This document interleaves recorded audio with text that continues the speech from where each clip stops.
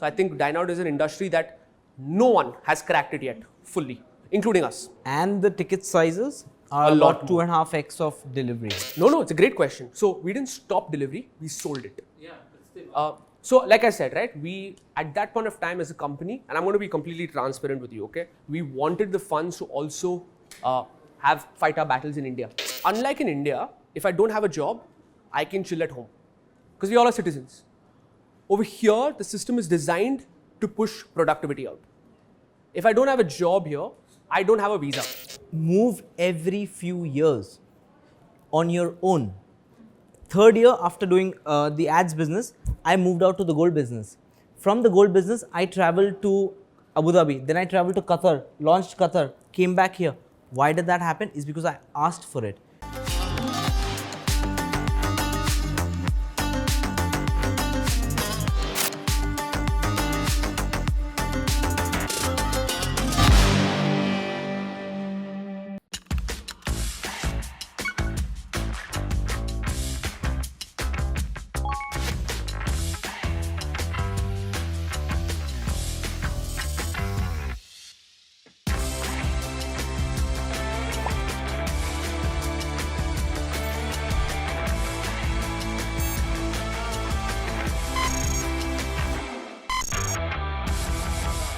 I'm sure all of you would have used Zomato at least once in India. In the UAE market, we are a little bit different. So in the UAE market, we're a dine-in only app. So the first part of the segment is to tell you what we do over here. And the second part of the segment, which I think is a little bit more interesting for all of you, is shooting questions at Noren as to what is it like moving from India to UAE. And then questions about the workspace in general. What's the culture here, specific to Zomato? What's the working culture here, specific to UAE? All right, so just an overview of what our numbers are in the ecosystem. So we had delivery. For those of you who've been here before and ordered Zomato, we had delivery. 4 years ago, we sold our delivery business to Delivery Hero. A big part of that was to also fund what we're doing in India. We actually look at ourselves as one of the main reasons that India is extremely good at what they do, because the dirham to rupee value is just abundantly clear, right? Every dirham we make here also helps funding our battles in India. So as a business, we've always been user first, like any business should be, right? But a big stakeholder in our business is the restaurant owners, right? Mom and dad shops who actually go put their money. So we need to essentially be able to balance both sides of the business. So Zomato Pro give them a lot more flexibility in terms of discounts, because Gold fixed the discount that they had to give, either 1+1 or 2+2. Fixed menu or like On starter, correct. So it was fixed, and we made that fix, right? But every restaurant owner's margins are vastly different. Today, a gazebo, you must have heard, versus Meghna's biryani. Girish is like, yeah, I had from yesterday, right? So everyone's margins are extremely different, right? Zomato obviously was founded by Dipinder Goyal and Pankaj Chadha in 2008. We were called foodebay.com, but obviously copyright issues, so we renamed it to Zomato. We launched ad sales, which is very simply selling ads on the platform. That was honestly our core business, even before we launched the delivery side of the business. When we started, it was just a website. We didn't even have an app. We were just going to clients, listing menus. So one of the reasons Zomato started was because Dipinder Goyal was in his office. He was working in Bain, and he was like, it's increasingly difficult to know where to order from, right? Or we need a compilation of all the menus, and that's how the idea was born. 2012, we launched Dubai, which is now our only international bracket. I mean Dubai/UAE. When I mean Dubai, I always mean UAE. We launched a lot of cities. We were present in South Africa, we were in Portugal, we were in Lebanon, but we started scaling down our international presence because the problem to solve in India and UAE itself is so huge. India is a huge market, all of you know that, right? So that is our goal for the future. We became a unicorn in 2015, acquired Runner and launched Zomato Gold, which is now Pro. Moved on, got into different aspects of the business. We launched Hyperpure. What is Hyperpure? B2B business for raw materials on that side of the business with restaurant owners. We then expanded food delivery to 500 plus cities in India. We acquired Uber Eats in India to again, so if you see the trend, we want to become bigger and bigger in India first, then move on. When we were early on in the company, we sort of put our hands into 100 different places, right? Which is what a startup usually does because you want to find out what that silver bullet is. But now we are scaling back and we want to get each market right first. So if there's one takeaway from this session, for all of you, it should be this slide. This is our fundamentals of what we do here, okay? This is everything. When I go to a client meeting, from a sales standpoint, I don't mind if the client doesn't sign on Zomato, as long as he or she understands this, because this is our bread and butter. What do? We connect two flywheels of the business, right? The first flywheel are users, all of us who use Zomato in one way or the other, be it in India for ordering online, be it over here for dining out. The second flywheel are our restaurant partners, restaurants, brands, hotels, chains who are listed on our platform. Our job is to always ensure that as an aggregator, we connect these two flywheels. One without the other cannot function. So if we have the users, but we have really bad restaurants, users will stop. If we have great restaurants but no users, that's a dying company. Make sense? So let's talk about what each of these flywheels do. And it's fairly similar to any app you use. You remove the name Zomato and you put Amazon. You remove Amazon, you put his company. Everyone wants to do that. They want to find a problem statement and they want to ensure that they are the ones providing the solution to that problem statement, which should be one of your biggest takeaways for the entrepreneurs here, right? What is the problem? What are you here to solve, right? There should be a problem to solve. So the first one is search. This is our core, search and discovery. Transactions, Zomato Gold, Zomato Pro, all of that comes as layers on top of that. The bedrock of our function is search, right? You should be able to search every restaurant in the city on Zomato. That's it. So we actually do drives. We go out in the city, click photos of restaurants, all of us, from Sandeep, Noren, me, to anyone in the company. Their core job is we Pankaj find... Chadda did it, Dipinder Goyal did it. Yeah. Nobody is an exception. That's our motto. We need to ensure that every restaurant is listed. And if it's not listed, that's a huge red flag. Second is users have to engage. Today, one of you want to see when does a restaurant open. So you go to Zomato, that's you engaging. Second one wants to see if the restaurant has Zomato Gold. That's engaging. You want to write a review. You had an experience, you want to talk about that experience. You want to see something called Zomato vibe, which I'll get to. You want to see the vibe of the place before you go to the friends to party. Today after, I don't know what you guys are doing later after this. If you guys are going out, please use Zomato and check out the vibe of the place. And the third thing is, awesome. You found a place through search. You've engaged with the restaurant in one way or the other. Now you want to transact, right? We want to enable these three functions for practically every restaurant in the city. That's our goal. That's what this office does every day. We want to go and ensure every restaurant is searchable. Every customer can engage with those searchable restaurants and eventually get those restaurants to sign from a transaction funnel. Let's now move on to the right side, the restaurants. So it's great what I told you what we as customers can do, but what can our restaurants / merchants is what we call them, what can they do? Number one is manage content. You're engaging with some content, right? It's like you guys all use Facebook, you guys all use Instagram. You put your best photos on Instagram, right? The most handsome photos, right? I have a lot of photos archived because I don't look good in them. People who've tagged me in photos that I don't look good in, out. I want my own content to be there. So they can manage their content.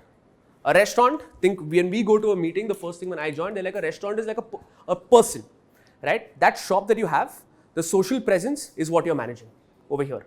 And it's become increasingly more and more important. When I joined, our competition was, you know who? Flyers. Flyers. We were competing with door-to-door flyers, right? Convincing them that online presence is important was my biggest pitch. Today, everyone knows the value of managing content. Second is manage transactions. They've opened up a business to make money. Everyone who's opening up a business to make money, let's get that as a bottom line, right? Apart from NGOs, but still, right? Transactions. Third is enable them to promote these outlets, right? Today, if a restaurant says, Krish, I'm doing 100,000, help me get to 200,000. Yeah, I should be able to give him or her a solution to promote the outlet. And fourth is putting up offers. Offers are Pro, Gold. We have Ramadan coming up. Ramadan is a huge deal in this market. So promoting their iftars, promoting their suhoors, right? So that makes sense. And this is how we do it. Our app keeps changing. Tomorrow, this 4 slides may change because we think that, you know what, it's not a working formula, let's keep enhancing it. So we can search and discover, restaurants can market, customers can transact, and we also have table reservations where you can book a table on Zomato. Cool. Let's talk about search and discovery. So for those of you who open Zomato, there's multiple ways people can search. I'm the sort of person, I know exactly where I want to go today. I don't like endless scrolling on the app. I know today I want to go to this bar. I know what drink I want to order, right? I know how many ice cubes should be there in that drink. I know what's my mixer. I know I want to go for lunch here. I know what I want to order in my menu. So I know this name of the restaurant. All I do is type. Noren maybe is that sort of person that wants to actually discover. He says, I want to first in trade center see what options are there under breakfast. So we enable that, right? Maybe one of you says, you know what, I'm in a mood. My mood is I want to see what are the best Insta-friendly cafes over here. You know, you want to showcase to your friends, I'm going to Insta-friendly, tag it on Instagram, says I've been to a beautiful place. We want to also enable that search. So we have a lot of things to enable search. First one is brand stories. We call this Zomato Vibe. We launched this in Hyderabad first in September, came to Dubai in October, November. What is Zomato Vibe? For the first time ever, we're enabling our partners to put up story content. Like Instagram, Reels. All of you have engaged with Reels? Yes? So we launched Zomato Vibe. What is this enabling for the customer? Again, let's look at the flywheel. Who are we solving for the customer and who are we solving for the merchant, for the restaurant? For the customer, it's very simple. Can I know the ambience of a place or the vibe of a place if it's not a video? Very difficult. If I show you a food shot, just a picture of a pizza, do you know the vibe of the restaurant, the ambience? You don't, right? So we wanted to incorporate video content because food is first consumed with your eyes and then it's consumed with your mouth. Yeah? From a restaurant standpoint, we want them to do whatever they want with video content. We've opened the floodgates. We were very strict with content. No human elements. What does that mean? If there's a picture of Noren standing behind the pizza, our team will be like, no, can't. It has to be food, right? So we said, you know what? Push your outlets on Zomato Vibe.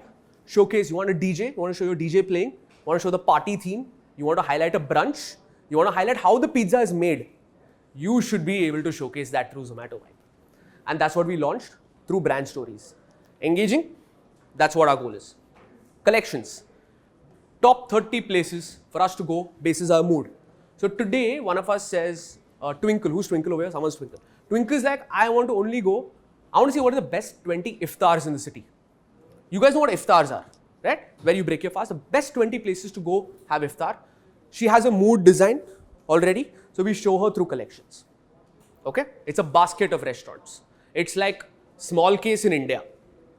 Yeah? For those of you who do investing. Third is dining hubs. Someone said you're going to Museum of the Future today, right? So you know this is the location. By default, Zomato picks up all the popular locations. You just click on the dining hub and you see a list of restaurants that are within that location. That's how we solve for search. And we keep optimizing this. Cool? Any questions? Yeah, does this channel work with influencer marketing here in UAE? So for Vibe, you Brand mean? stories and So to be very honest, if a restaurant is able to get that content from an influencer and put it, yes. We have not opened this up to users because we don't want, it's very hard to then sort of QC everything. Then you open the floodgates, anyone can put anything up. We don't want to do that, right? Users can still upload photos, but users cannot put videos. We want that to be controlled by the restaurant. But you as a restaurant owner can say, hey, Noren is an influencer, give me your content. It's a great video, let me put it up. You can do that as a restaurant owner. that's a merchant side of it. Yeah. Users, we don't want to get into that because QCing that will be a nightmare. Someone asked me transactions. Why should someone transact through Zomato? This is a question that's been haunting us for a millennia. Since fire was invented, since the internet was invented, we like, how do we enable transactions through Zomato? Our first leg into this was Zomato Gold. How many of you here have used Zomato Gold? Everyone. Cool. So our first headway into transactions was Zomato Gold. I'm going to quickly break down user flow, right? Go to the restaurant, you tell them I'm using Zomato Gold, you get either 1+1 on your meal or 2+2 on your drinks. How do you pay? How did you pay the bill? Recollect. To the restaurant. So do I know that you went and spent 100 rupees or 1000 rupees? No. That's our problem. The moment we stop funneling transactions, that's an issue. I know how many, and now think of yourself as a restaurant owner. I'm like, hey, 20 people use gold over here. Restaurant owner is like, okay, How much did they spend? I don't know. Because I don't know whether you just had 1 plus 1, 2 plus 2 when you left, or you had 1 plus 1, 2 plus 2, ordered a starter, your friends came, ordered another dish. Back then, the discount was on a redemption model. That means you show a coupon saying that you've used Zomato Gold, and the restaurant says, okay, he's a gold member, I'll give you the discount on the bill. Then you pay cash or card to the restaurant directly. Okay? Great program, right? I'm not saying there's nothing bad in the program. Great program, but one of the key elements missing was funneling GMV. Does anyone know what GMV is? GMV is gross merchandise value. Essentially the amount of money that is funneling from us to a restaurant owner. Yeah? So then we thought, okay, let's launch Zomato Pro. Zomato Pro is the same discount model, but number one, it's a percentage off. Instead of 1 plus 1, 2 plus 2, it's 10, 15, 20, 30, 40, 50% off. Constructs keep changing. In India, you also get free delivery. Over here, it's a pure dine-in program because we don't have delivery here. So every single person buying Zomato Pro here is a high intent dine-in customer. Okay? Also, what was the reason to stop delivery? Very noob question, but still. No, it's a great question. So we didn't stop delivery, we sold it. Yeah, but still. So like I said, right, we at that point of time as a company, and I'm going to be completely transparent with you, okay? We wanted the funds to also fight our battles in India. We needed the funds, right? We sold it actually in 2018, but we ran it all the way till last year, right? And successful business, a great team, great people. UAE was actually one of the most successful markets for delivery. So right now, what our goal is today, our mission, better food for more people is our goal. But for UAE, there's an asterisk for dine-in. That's our thing. Cool? So yeah, coming back to Zomato Pro. Zomato Pro gave the restaurants the ability to choose the percentage.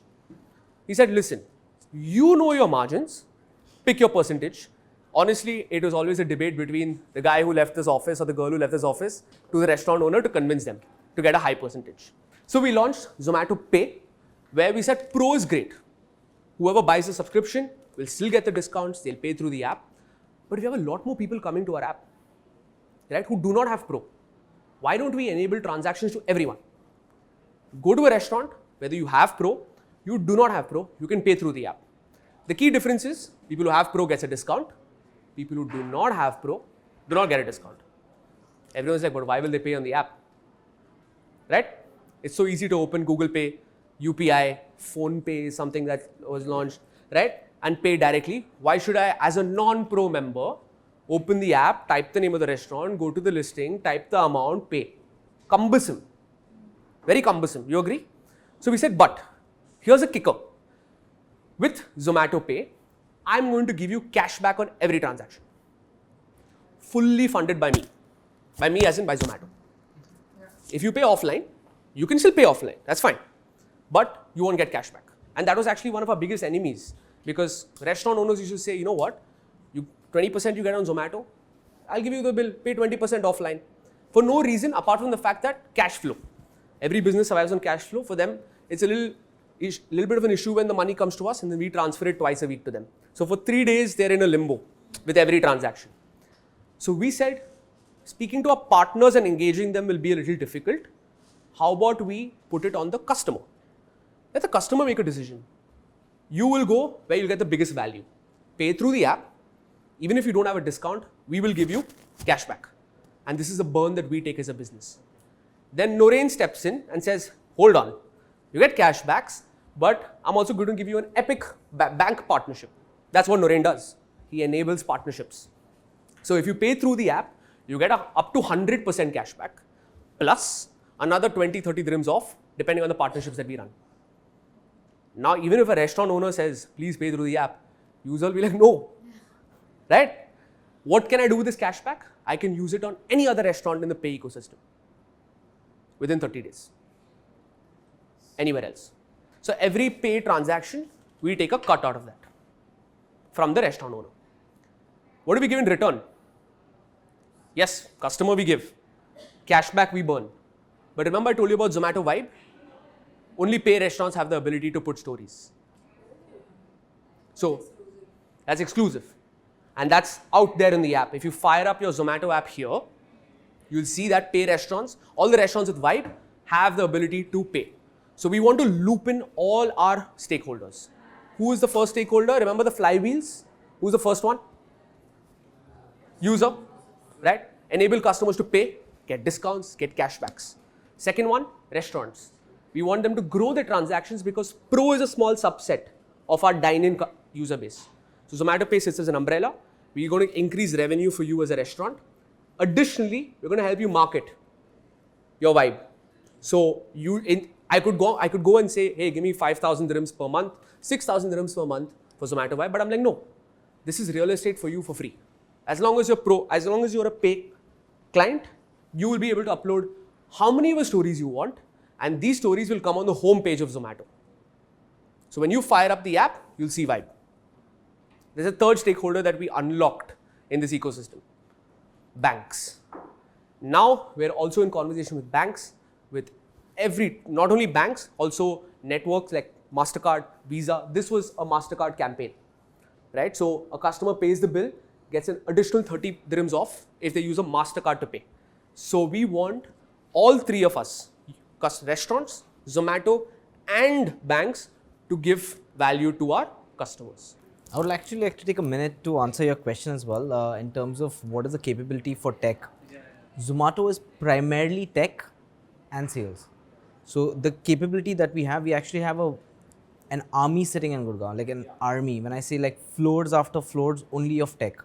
So tech for us is a very, very important, like if you don't evolve with the product, like this is the 17th version of the app, 17 point something. If you don't evolve, you're out.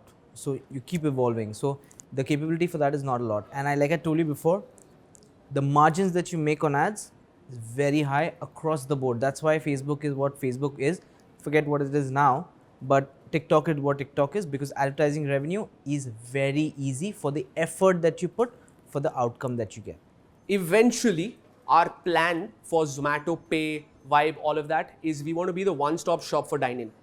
So if you want to engage people, you have Vibe. You want to collect data, you have Pay, right? You want to get transactions, you have Pay and table reservations. That means in the future, let's call it Dine-in 2.0. As a restaurant owner, I've built my CRM. I will send a push notification only to you saying that, hey, check out this vibe. Because I know you like a certain sort of vibe. I'll send a push notification from my own dashboard only to you, highlighting one discount. That's our end goal. So there's a job in India where the person's job description is to look at reels. Yes. It's called the content team. Content team. Content team. A fancy way to put it. But to be very honest, But that is content, right? That is content job. that you're managing. It's like, Yeah. now, no, I'll tell you why. I'll get into it a little more. Amazon, you're listing your SKUs. What are you really doing? It's content. In the end, content is king for Zomato. So we don't look at it as a fancy title. Within search and discovery for Zomato is indeed the leader. And Yeah. perhaps the only player who's working into this. I'm not sure if Known Foods, Talabat, or Karima even. Awesome. Let's actually segue into that conversation a little bit. I want to talk about competition, right? Who were we competing with when we had the delivery space? Who are we competing with in the dine-out space? We were actually the only app which had dine-out and delivery, both. I'm talking about 4 months ago, up until 4 months ago, with the bedrock being search. Under the delivery side, we had noon.com, we had Talabat, we have Deliveroo, we had Careem. Top 4 players. Market share for delivery was Talabat and Zomato, always number 1, number 2, and then Careem, and then Noon, and then Careem, always keep changing. Now, again, from a search standpoint, there's only one player that lists everyone. That's Zomato. Every other app, be it Entertainer, Let's Entertainers again for deals, which is an app that goes into a lot of industries. It's not specific to food. If you want to get a discount on your glasses, you can get it. If you want to get a discount on your shoes, you can get it. Multiple industries. You have Let's DXB, specifically for brunch, right? Any brunch offer in the city, you can get it over there. You have Repeat, specifically for when you go, more times you go, the higher the discount becomes, right? They're called Repeat. And then you have a lot of other payment partners like Club, Spades, who just funnel payments. So we believe everyone's doing a little bit of what we do. We want to do everything, but we want to do it really well. Starting off with content. We'll do content, then build vibes, then build pay, then build pro, whatever it is, events. But first step is search and discovery. That means if you open a restaurant, but you do not work with us, with Pro, Pay, Vibe, you will still have a listing and you'll have complete 100% control on your own listing. You do not need to pay us to be listed. It's free of cost. Searching your listing, free of cost. Updating your listing with menus, photos, free of cost. Getting access to your dashboard on your listing, free of cost. Right? And we believe that's the right way to go. Because just because you're not paying me or engaging with me doesn't mean you don't have the right to showcase your brand. Cool? Anything else? Now I understood why Swiggy has integrated Dine Out in India. It's a huge market in India. To be very honest, when COVID hit us, Dubai was the only market, I'm talking about from Zomato, this thing, that focused on dine out because we had two teams. There are a team for dine out, team for delivery. In India, it was all one team that handles everything. So I speak to your restaurant for everything about your business. Delivery, dine-in, whatever it is. When COVID hit, obviously everyone pivoted towards the delivery side and dine out across the globe was sort of forgotten. But touch wood, this market bounced back really quick. COVID was in March, we came back to office in May. The cost of delivery is very high. Commissions go up really high, right? Packaging cost is there. If you're hiring riders or you're working with us or any other platform, you have that cost. All of these costs. Plus, experience is always a little less in delivery than dine out. Let's be honest. You go to a restaurant, you know that the food is hot, you can see the ambience, all of that. So I think dine out is an industry that no one has cracked it yet fully, including us. And the ticket sizes are A lot about 2.5x of delivery. So if you order, say, 100 rupees, in all probability, it'll be 250, 300 rupees when you're dining out. So it's a very big market, very, very big and very untapped. In this region, you have the highest concentration of 5-star hotels and properties. Very nice. And each of those properties have multiple restaurants. Yeah. So when you go out and deal with individual restaurants, let's say on the curbside as a restaurant versus a restaurant which is a part of this hotel, how does it impact your discussion? How do these two discussions differ? Great. And how does your business with each of these, one in a 5-star property and one which is individual restaurant, differ? So actually it's very similar to what I was doing. The previous team I was working on specialized in city team. We have divided into different teams. City team is any normal restaurant where the person you're speaking to is a direct owner. Okay. The team I'm now leading is a team that predominantly works with hotels, chains. It does not even need to be a hotel. It can be a chain that owns a lot of brands. Conversations are vastly different because it's not just about showing one restaurant's performance. It's about showing projections in the future. But also stakeholders are very different. With a hotel, the person I'm speaking to is not the one who's actually investing money. That person is a salaried employed person of, let's say Taj, right? The person I'm speaking to is operations head of Taj, for example. Their goals are very different, right? Maybe their goals is pure rating, right? It may not be the actual end product of revenue, right? But to answer your question in a very simple manner, discussions is very different because I can still meet a standalone restaurant owner who thinks like that. I can meet a hotel who's purely into ROI. But the beautiful part is our product fits all the segments. Today, even if a hotel has 7 outlets versus a standalone with 1 outlet, they all need the same thing. Engaging content, transactions. How they use it and what they use it for is the difference. So for today, this person's need is more of traffic increasing, whereas this person's need is more of transactions. This person's need is more of rating increasing, whereas this person's need is, I want more table reservations. So our conversations are catered to the need of that client. India and UAE, let's do a quick apple to apple comparison. It's not an apple to apple, but let's do a comparison. In a space like this, about 9,000 square feet, now about 5,000 square feet, you'll be working with 10 nationalities at any given point. Diversification, diverse population is the biggest thing. One of the biggest things is your takeaway from UAE.